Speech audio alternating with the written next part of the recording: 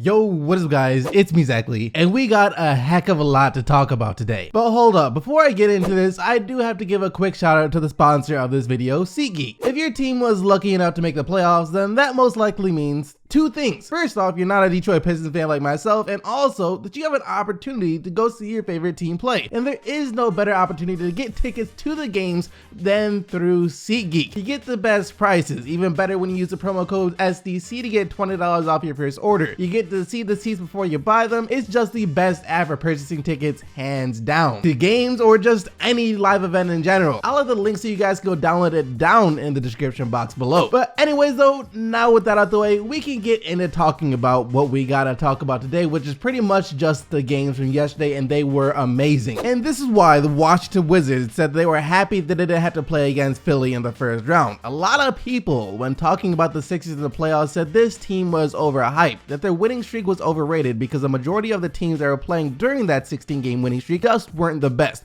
Also, that they don't have playoff experience, so the Miami Heat should actually be able to upset the Sixers and expose them for the team they are in the first round. First of all, I'm sorry, but I have a hard time wrapping my head around the idea of a 16-game winning streak being overrated. I just don't know how we discredit teams for winning. Yes, they weren't playing against the best teams, but they were still winning. Would you rather see them lose? Just because the teams they were playing against weren't the best doesn't discredit how hard it is to win 16 straight games in the NBA. Look, even though the Magic, Bulls, Pistons, Hornets, Knicks, teams they were beating don't win much, they still win. It's not like those teams never beat a team that they shouldn't have been able to beat this season. I mean, those are still NBA teams, and in the NBA, any team can lose to any other team on any given night. On top of that, it's just not about the fact they're winning. It's about how Philly was playing during the winning streak. With the way they were playing and the way they are playing right now, they would beat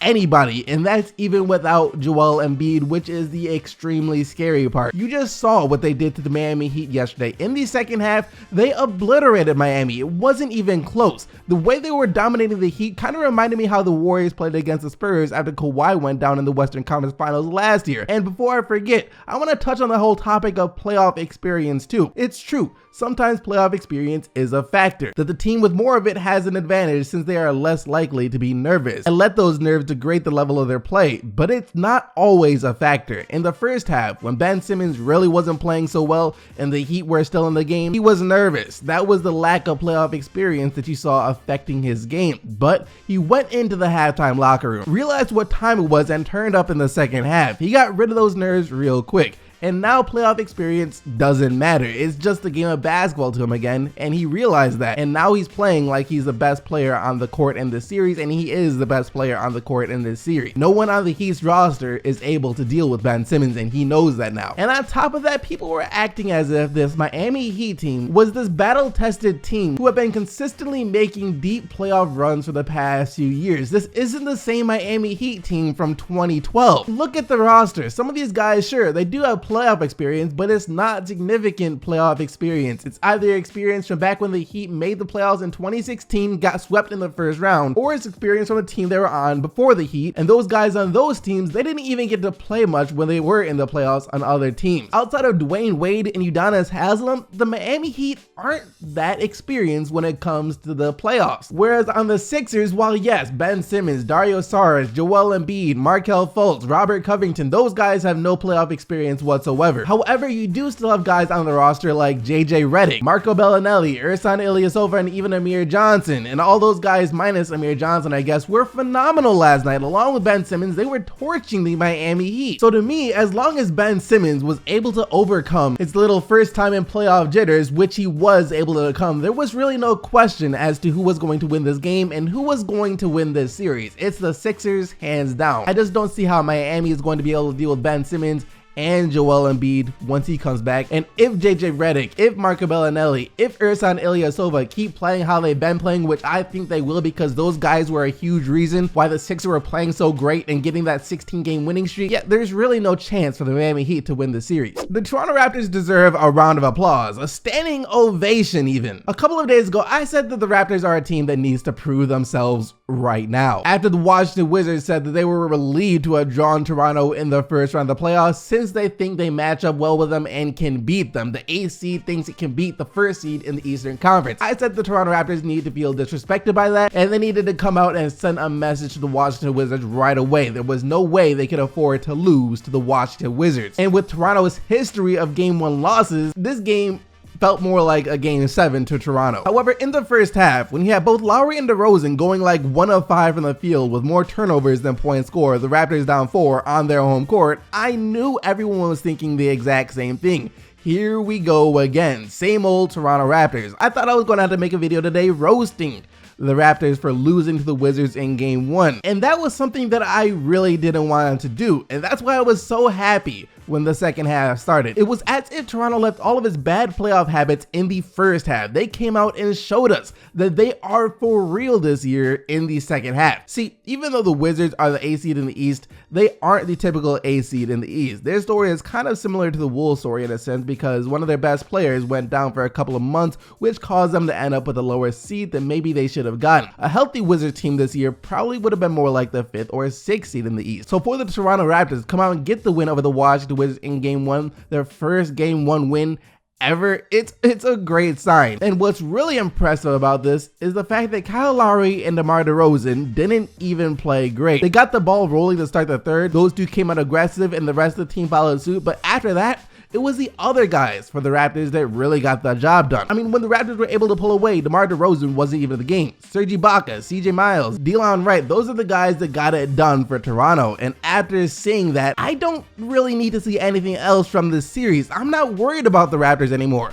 Because to be able to beat the Wizards game 1, when 2 of your star players weren't playing great the entire game, really only showed up for the second half, I don't think there's any way that the Raptors will lose this series now. And I'm sticking with my initial reaction, saying the Raptors will and have to win this series in no more than 5 games to send a message to the NBA. As for the Washington Wizards though, John Wall, you have to pass the ball, bro. And when I say pass the ball, I don't mean dribble it around for the first 15 to 20 seconds of the shot clock and then kick it out for someone to take a shot so you can try and get an assist. I mean, you have to pass the ball, get the offense flowing. That's the real job of a point guard. It's not about racking up a lot of assists. If you do that naturally within the flow of the offense, that's fine. But do not just dominate the ball and pass it off in the final seconds expecting the other guy to make the shot. I mean, you look at the box score and you think John Wall had a fantastic game. He was passing the ball around a lot. He had 14 or 15 assists, I believe. But of course he's going to get a lot of assists when he's the only one doing anything on the offensive end. Every time he passes the ball, it's only going to lead to one of two things. Either he gets the assist because the guy you passed it to with the shot clock running down made the shot, or he doesn't get the assist because the guy he passed it to with the shot clock running down missed the shot. Those are the only things that can happen. So of course he's going to rack up a lot of assists with the way he plays. And the problem with playing like this is it's hard for the other guys to develop a rhythm, feel like they are involved in the offense. They don't get to touch the ball as much. They don't get to pass the ball around. They don't get to make plays. They're just standing around watching you, waiting to see if they're going to be the ones that you pass the ball to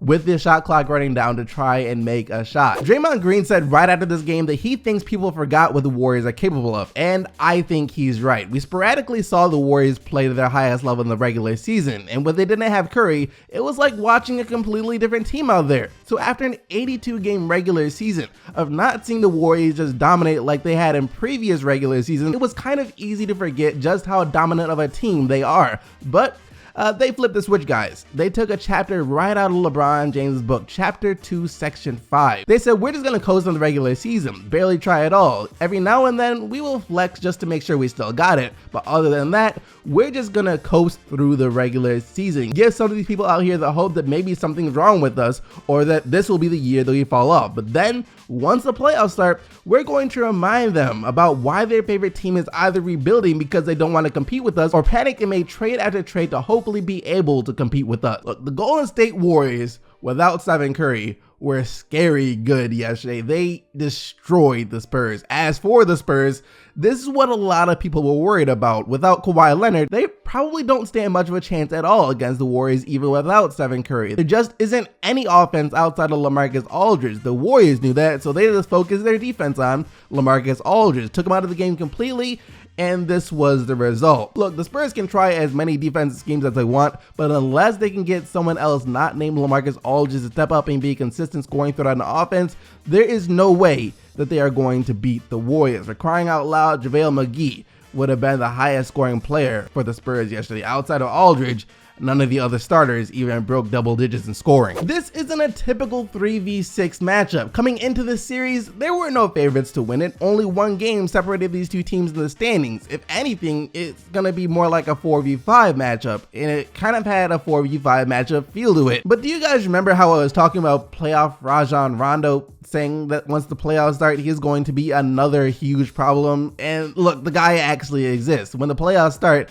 he somehow becomes an elite point guard in the NBA again. Last year, had he not gotten injured, the Chicago Bulls might have actually upset the Boston Celtics in the first round because of him. Don't forget how he was dominating Boston. Had Chicago up 2-0 in that series, then went down with a hand injury, I believe it was, and the Bulls didn't win another game. You go back through his entire playoff history, and every single season, besides the one he gave up on the Dallas Mavericks, Rondo has elevated his game to another level in the playoffs, and he did it again last night. Only 6 points, but also 8 rebounds and 17 assists. That, along with Shea Mirotic having an off night from the field but stepping it up on defense, along with the pure dominance of Anthony Davis and the underrated play of Jrue Holiday, make the Pelicans a very dangerous team in the playoffs. The Blazers learned that the hard way yesterday as New Orleans got the 97-95 win, stealing home court advantage from the Portland Trail Blazers while limiting Damian Lillard to only 18 points on 6 of 23 shooting. This is going to be a really hard series for the Blazers because both Jrue Holiday and playoff Rajon Rondo are great defenders. And if you want to go inside, guess what? Anthony Davis is going to be right there ready to greet you. And if he isn't, or you try to get around him, don't be surprised if you get rejected by Jrue Holiday too, since he is such a great defensive guard. Alvin Gentry went as far as to call him the best two-way player in the NBA now since Kawhi isn't playing. I think I'd have to wait a little bit before I agree with that statement right there, but he is up there for sure. So while the Pelicans defense can be stifling though, and it did stifle the Blazers yesterday, Damian Lillard and CJ McCollum are still great players. No matter how great of defense the Pelicans play on them, they're gonna find ways to get it done. That's why they're saying great defense but better offense exists. So come game 2, I'd watch out if I was the Pelicans, because for the Blazers, this is gonna feel like a must-win game. There is no way that they can allow the New Orleans Pelicans to come to their city and steal both games, the first and the second. There's no way they can allow that to happen. Both Damian Lillard and CJ McCollum are going to realize this, and they're going to come out firing in game 2. You can count on that. But that's actually going to cover everything that we had to talk about today. Let me know what you guys thought about the games from yesterday down in the comment section below. Do you think that these games were an indicator of who is going to win the series? But thank you for watching though. Make sure to smack that like button if you enjoyed the video, and subscribe to the channel so you don't miss out on more daily NBA videos. I'll see all of you right back here tomorrow, but until then, keep getting the buckets, Team SDC, and I'm out of here. Peace!